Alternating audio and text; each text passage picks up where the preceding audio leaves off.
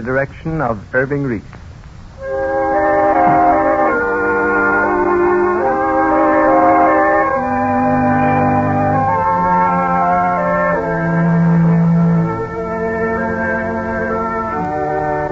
Happy Prince by Oscar Wilde.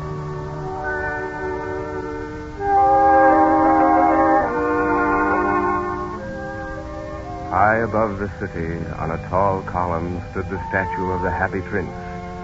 He was gilded all over with leaves of fine gold. For eyes, he had 2 bright sapphires, and a bright red ruby glowed in his sword hilt. In the winter, the Happy Prince was alone. But in the summer, he was much admired by everyone who came to the public square. How high do you think the statue is, my child? I do not know, Master. Ever so high. Ever so high. That is not very precise. If I gave you his circumference, could you compute the distance from the tip of his nose to the hilt of his sword? I do not think I could, Master. But he looks just like an angel. A golden angel. How do you know? Have you ever seen one? Yes, Master. In my dreams. In my dreams. You will grow up to be very dull. There is no exactitude in dreams.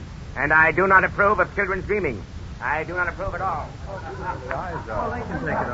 You see what I mean? Who is he, Father? Why, the Happy Prince, my boy. The Happy Prince? Who was the Happy Prince? Did you not read about him in your storybook? He lived in the palace of Sanssouci, where sorrow was not allowed to enter. That must have been a strange and wonderful palace. It was more magnificent than any in the world. And what did the Happy Prince do there all day long? All day long, my boy, he played with his companions in the garden. And in the evening, he led the dance in the great hall. And did he stay in the palace always? Always. You see, round the garden ran a very lofty wall, and the prince never cared to ask what lay beyond it. Why not? Because everything around him in the palace was so beautiful, and he was so happy. And what happened to him? Why, nothing happened to him, my son. Nothing. Except that he tasted all pleasures and never wept. Did he never weep at all, Father? He never shed so much as a single tear. And that is why the courtiers called him the Happy Prince. For indeed, happy he was. Follow the way it's rising. Yes, Mr. Mayor. He is beautiful as a weathercock. But not quite so useful. That is true, Mr. Mayor. He is not quite as useful as a weathercock. I am a practical man also. He will reign over the marketplace for many generations, and visitors from far-off lands will say, what a happy town that can boast a statue like the Happy Prince. Yes, and they will also say, what a sensible town council, and what a wise mayor. Oh, thank you. They might say those very words.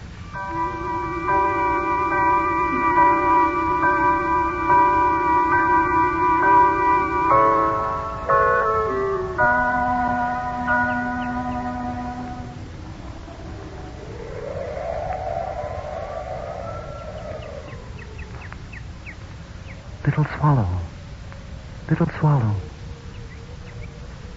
little swallow, light on my shoulder for a moment. I am the Happy Prince, and I want to talk to you. Little swallow, I have often watched you fly down to the river and swoop low amongst the reeds. You love one of them, and that is why you linger in this cold town amid the winter snow, instead of joining your brothers in Egypt. But your reed was fickle, wasn't she? She would not go away with you. And so tomorrow you start for the land of summer. But first, will you do me a small favor? A small service? They have set me high above the town, little swallow. And I, the Happy Prince, who never wept in life, in death, weep for the ugliness and misery that he sees all about him. My heart is made of lead, and yet I cannot help but weep, because I see far away in a poor little house, in a mean street, a mother who stitches by candlelight, and on a straw pallet by her side, her little son is wasting away with fever Pluck the ruby from the hilt of my sword, little swallow, and take it to her as fast as you can. And then come back and tell me about her.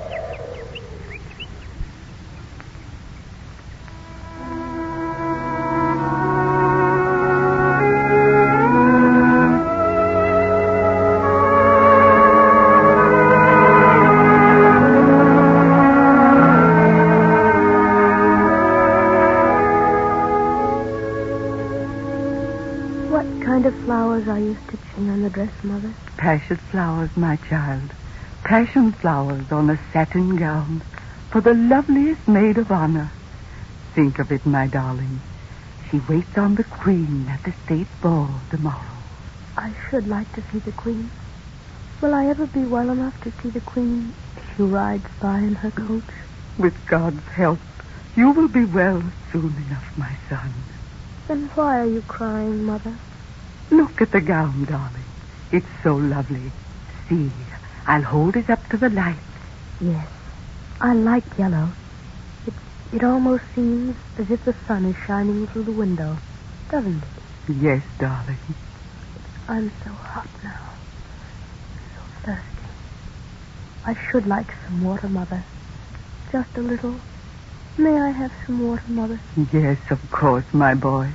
I'll give it to you. Thank you, Mother.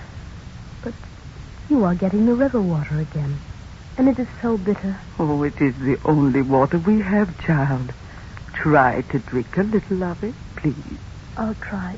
But it tastes so horrible. I should like an orange. A big golden orange. How wonderful that would be. Can you get me an orange, Mother? Oh, my darling.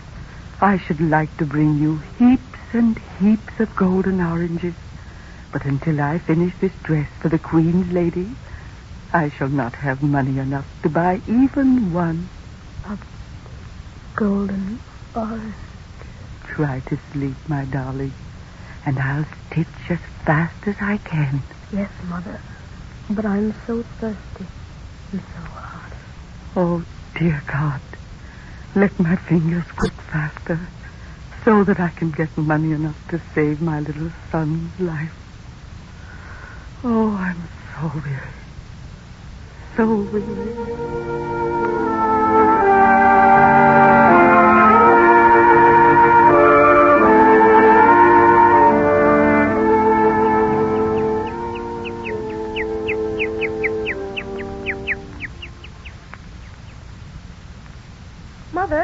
Mother, wake up. Oh, what's the matter? Heavens, I fell asleep, and the gown not half finished. Oh, what will the Queen's lady say? I slept a little, Mother, and now I'm quite cool. Let me feel your forehead, darling. Why, yes, your fever's going down. Oh, thank you, dear God. My son will get well soon. I'm not very ill now, am I? Sleep again, child. And while you do, my fingers will work like lightning. The dress will not take long now. Why? What is this on the table? What have you found, Mother? This must be a ruby. I have seen them in the shop windows. A ruby? A real ruby? Where did it come from? Why, I haven't any idea. Perhaps someone at the palace heard of my trouble and sent this ruby to help me. Yes, that must be it.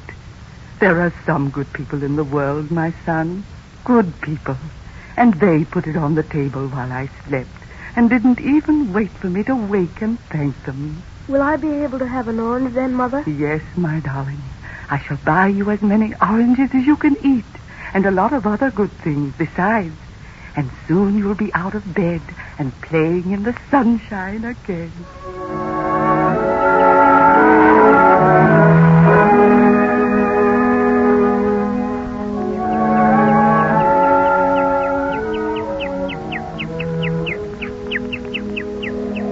Thank you, little swallow. You have done a good action, and that is why you feel less cold. But I suppose that you are now thinking of Memnon in Egypt on his granite throne, and the crocodiles lying warm in the sun, and the Sphinx, as old as the world itself.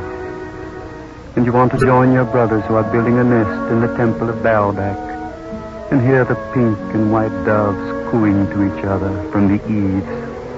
But first, look with me across the town to a garret, where a young man sits writing. His hair is brown and crisp.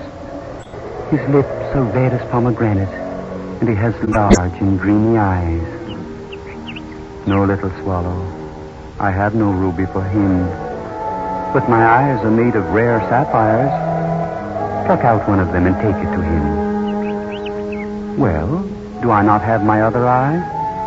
Pluck out the stone and take it to this young man, and hear something of his story.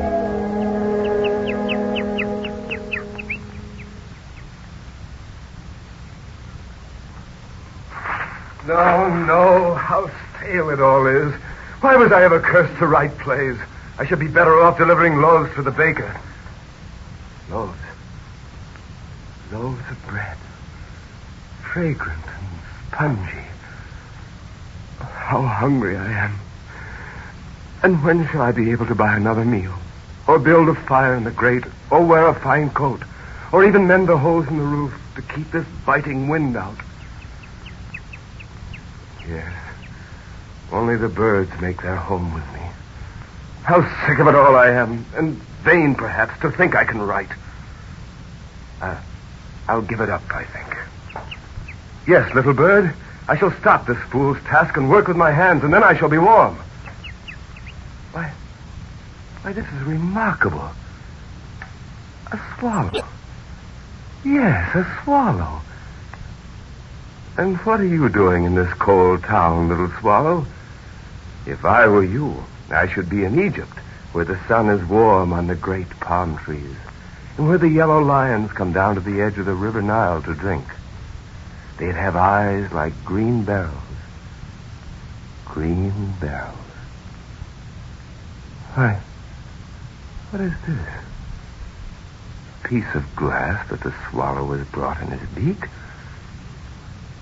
No, it's a sapphire. A beautiful, glowing sapphire. What providence sent that bird in here? I shall buy food. I shall throw away these rags. I shall be warm. And my play. Oh, you wonderful swallow. I shall finish it. I shall finish my play.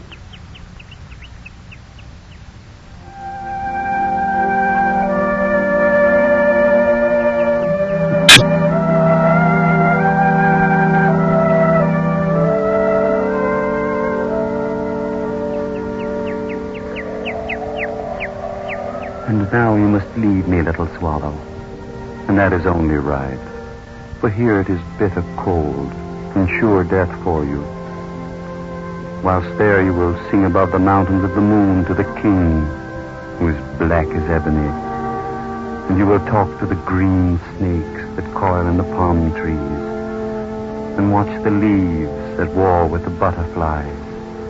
But before you bid the happy prince farewell, lie down to my feet, little swallow, and listen for a while to the match girl.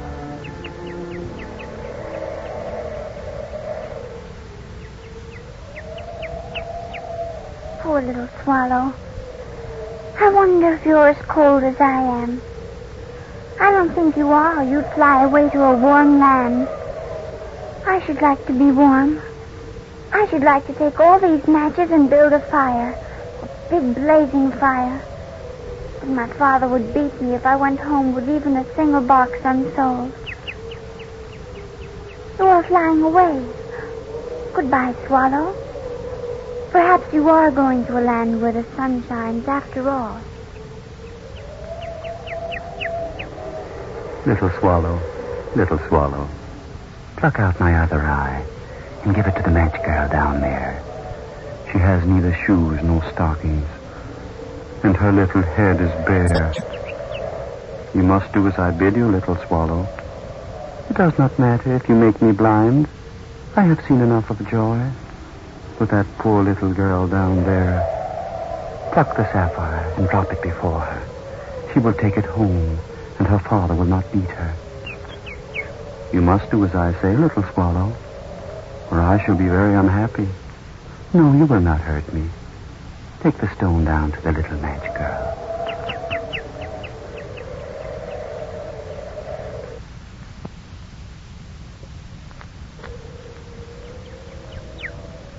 Are you here again, little swallow?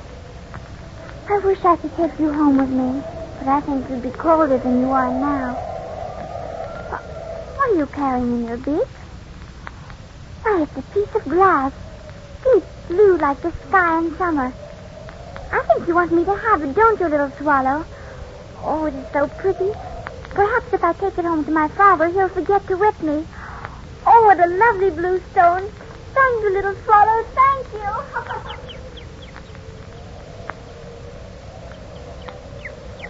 She was laughing, little swallow, wasn't she? That sound paid me 1,000 times for the loss of my eyes. You have been a splendid messenger, dear little swallow. And now you must start on your journey to Egypt. You must not stay in this cruel cold any longer. No, little swallow. It is kind of you to say that you will never leave me, but I do not need you any longer. And so fly away to your brothers in Egypt, for I have heard you sigh for the scent of the lotus flowers, and I know that you miss your sleep in the tomb of the great kings. So go with my blessing for all the help you have given me. Do you really mean what you say, little swallow? Or are you speaking out of kindness to me? Yes, you could be my eyes by day, and at night you could sleep at my feet. Well then, little swallow, fly over the city. Fly swiftly, but miss nothing. Tell me of the misery and want you find there. I have a plan to lessen some of it. Go, little swallow. Return soon and tell me what you have seen.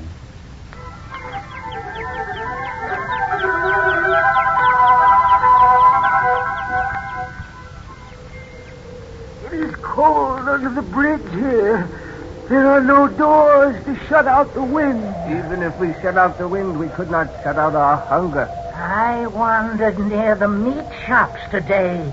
There were succulent sides of beef. There was mutton and sweetbreads and kidneys. And then I went past the baker's house. His oven smelled sweet. I asked for a loaf. He gave me a kick. Why do you talk of all this? It will not make us less hungry. No, nor more so. That is true.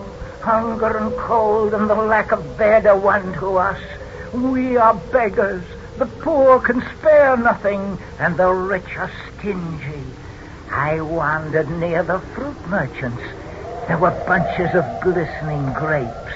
There were melons and bananas from hot countries. There were figs and dates.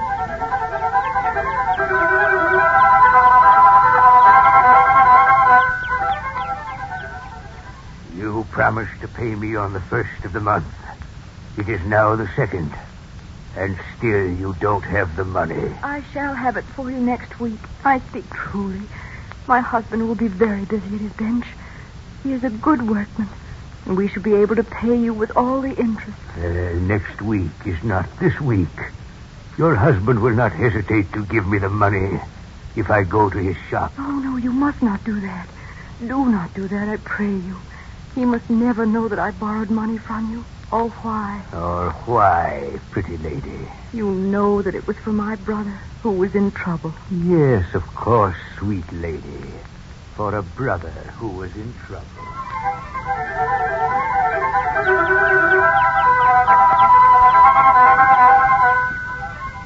It's not a very heavy ring, and I shall give you 2 shillings for it. Only 2 shillings? It is a good price, I think. I must buy food, and that ring is my wedding ring. When it is gone, there'll be nothing left to sell. Perhaps you could let me have 3 shillings on it. 3 shillings, yes? I shall give you 2 shillings, as I said. It's a good price.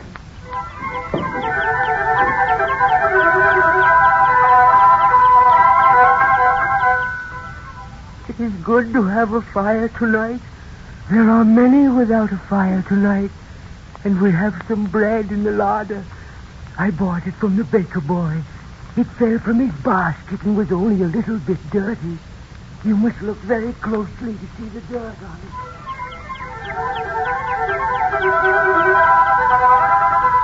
me food, and I shall eat forever. To wear that coat for just one day. But it was all I fire. cannot afford drugs, Doctor, to ease the pain. We could not find any wood for a fire, Mother. The bills must be paid somehow. We could move to a smaller room. She was beautiful, and now she is haggard. We've always gone ragged, it seems. He spends all his time in the tavern now. The winter fevers will get us sooner or later. Her husband's dead and she is helpless. Coal is not for the poor. I had meat once. How shall we live through the winter? What is our life to us? My children send faces and like knives in my heart. Huddle close together, we may be warmer. We are hungry. We are cold. We are in pain. We are ill. We are dying. Hope has left us. And manly pride. Self-respect. And honor. We are hungry. We're starving. Why do we live? We are hungry. We are homeless. We are in pain. We are weary. hungry.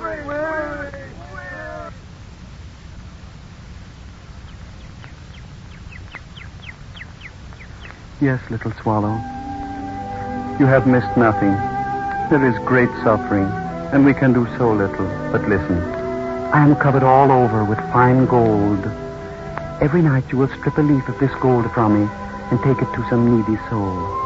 And thus as I slowly lose my own luster, it shall shine in the eyes of the downtrodden.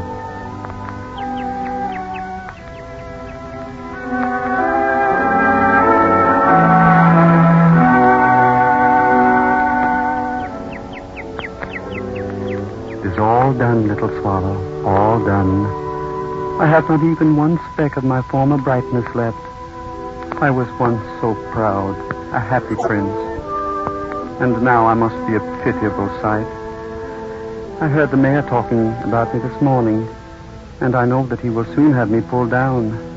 I am not sorry, but you, faithful little swallow, who will never again see the sun blood red on the pyramids, or hear the river horse in the reeds by the sleepy river. You I love, and I am sad to see you going to the house of death. And yet, death is only the brother of sleep, is he not? And I am tired, so wait a moment, and I shall come with you. Dear, dear little swallow, we shall be together.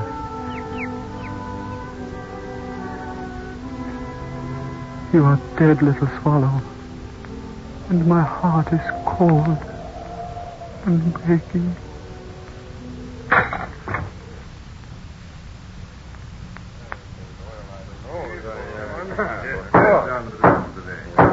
I have called you together, gentlemen, to discuss a matter that concerns the pride of the town.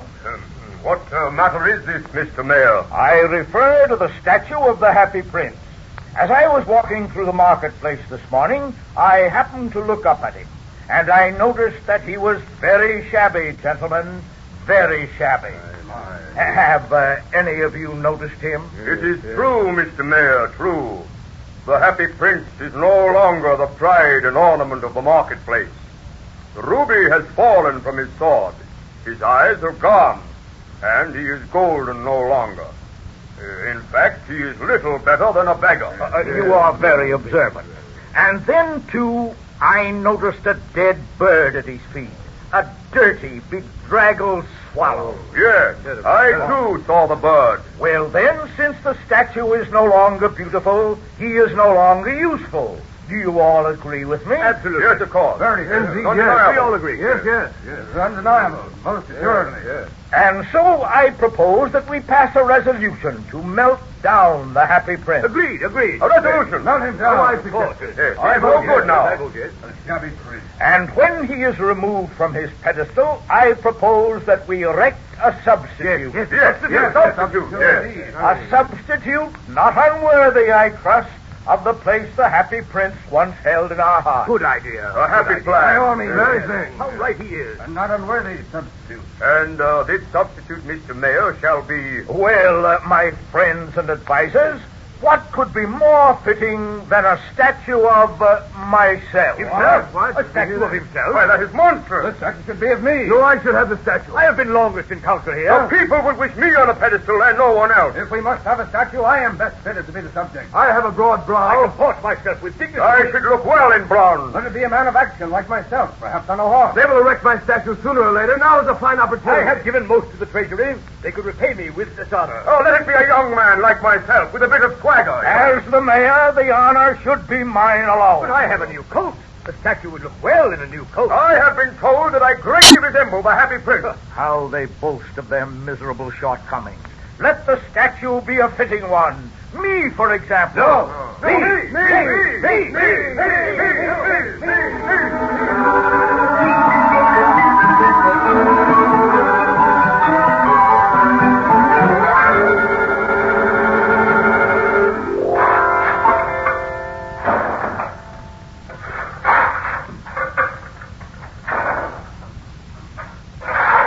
What is the matter with you? You peer into the furnace as though you see demons inside. Well, come here. Have a look for yourself. Do you see anything? Any metal? Yes. Piece of lead, that's all. At least it looks like lead. Because if it were, it would have melted long ago. It is lead. Watch. I lift it out of the furnace. Here it is, on the tongs. Do you notice that it hasn't even changed color? Why, it is shaped like a heart. It is a heart. The heart of the Happy Prince.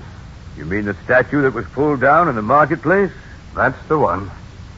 They brought it in this morning, shabby and cracked open as though it had burst.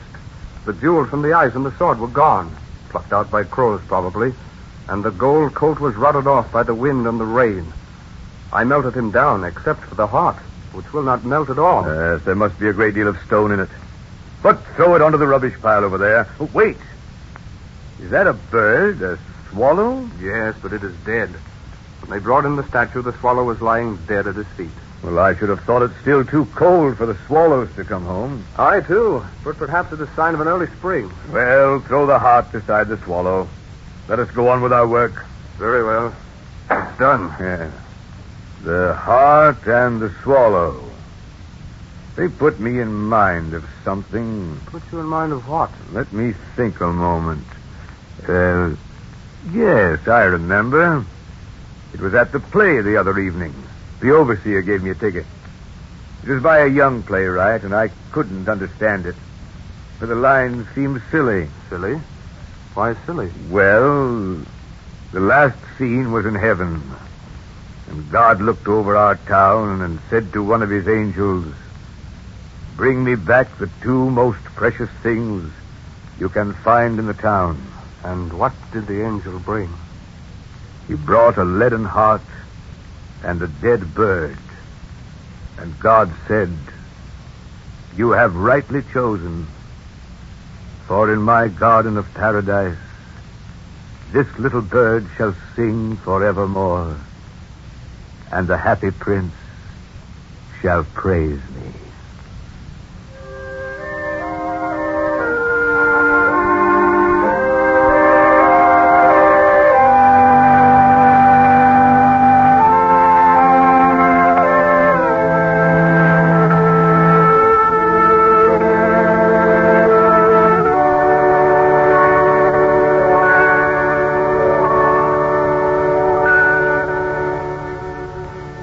That is the story of the Happy Prince.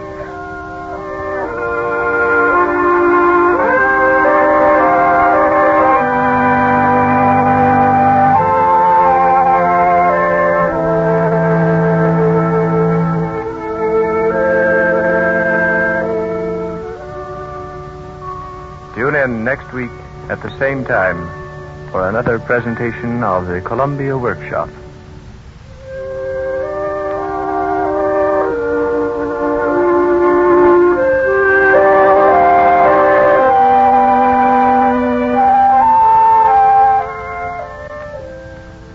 The Columbia Workshop has presented as a special holiday program Oscar Wilde's The Happy Prince. Leopold Prosser adapted the story for radio. The Columbia Workshop is under the direction of Irving Reese. This is the Columbia Broadcasting